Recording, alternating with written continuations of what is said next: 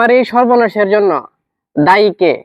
আমার সাথে যদি এরকমটা হয়, নিশ্চয়ই আপনাদের সাথেও এরকমটা হইতে পারে। আজকের দিনটা আমার জন্য অত্যন্ত খারাপ। সকালে যখন গরুগুলা বাহির করতেছিলাম, দেখতে পাচ্ছিলাম আমাদের এই যে দয়া, সে খুঁড়াচ্ছিল, একদমই হাঁটতে পারতেছিল না। দয়ার এরকম অবস্থা দেখে প্রথমবার একটা ভুল ধারণা হয়েছিল আমার।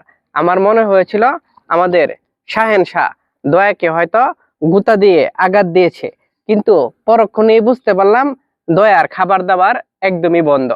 তাই দয়ার শরীরের তাপমাত্রা মাইপে নিলাম। দয়ার শরীরের তাপমাত্রা দেখে বুঝতে পারলাম পা ব্যথার পাশাপাশি দয়ার শরীরে প্রচন্ড রকমের জ্বরও রয়েছে। আমি নিশ্চিত ছিলাম দয়ার শরীরে গুটি গুটি কিংবা লাম্পি স্কিন ভাইরাস হবে না, কারণ আজ থেকে 5 মাস পূর্বে দয়াকে ভ্যাকসিন দেওয়া হয়েছিল। কিন্তু এরপরেও আমার নিশ্চিত ভাবনা অনিশ্চিত হয়ে গেল, কারণ দেখতে পেলাম দয়ার শরীরে গুটি গুটি হয়েছে। লাম্পি স্কিন ডিজিজ ভাইরাস দয়াকে ধরেছে। যেহেতু আমি এই দয়াকে 5 মাস পূর্বে লাম্পি স্কিন ডিজিজের ভ্যাকসিন করেছি, তারপরেও 5 মাস পরে কেন দয়ার ভাইরাস হলো, কেন দয়ার লাম্পি স্কিন ডিজিজ হলো, এই দায়টা কার? এই দুষ্টা কার?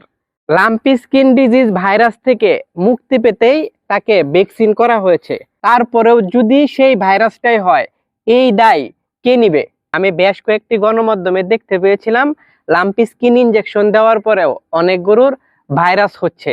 কিন্তু এই যে আমাদের দয়ার এই ভাইরাস হওয়ার পরে একদম বাস্তব প্রমাণ, এই যে লাম্পি স্কিন ডিজিজ ভ্যাকসিন দেওয়ার পরেও গরুর ভাইরাস হইতেছে।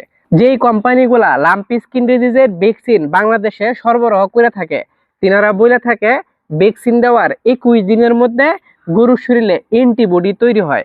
21 দিনের মধ্যে লাম্পি স্কিন ডিজিজ হইলে হইতেও পারে, কিন্তু 21 দিন পরে আর গরুর শরীরে 1 বছরের মধ্যে লাম্পি স্কিন ডিজিজ হবে না।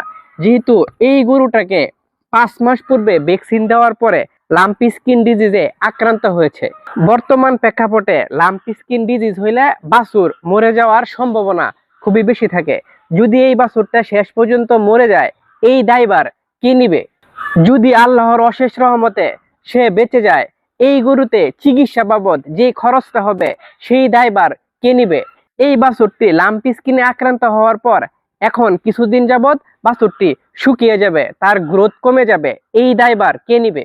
সমস্ত নিয়ম মেনে ভ্যাকসিন দেওয়ার পরেও যদি 5 মাস পরে বাছুরে লাম্পি স্কিন ডিজিজে আক্রান্ত হয়, যদি রোগ থেকে বাঁচার জন্য ভ্যাকসিন দেওয়া হয়, তারপরেও যদি এই রোগটাই হয়ে যায়, তাহলে আমাদের মতো ক্ষুদ্র খামারিরা কিভাবে টিকবো? ভ্যাকসিন দেওয়ার পরেও যদি বাছুর মৃত্যু ঝুঁকিতে থাকে, বাছুর যদি রোগে আক্রান্ত হয়, তাহলে কিভাবে আমাদের দেশের প্রাণী সম্পদের উন্নতি হবে? আজকের এই ভিডিওতে অসংখ্য প্রশ্ন রেখে গেলাম।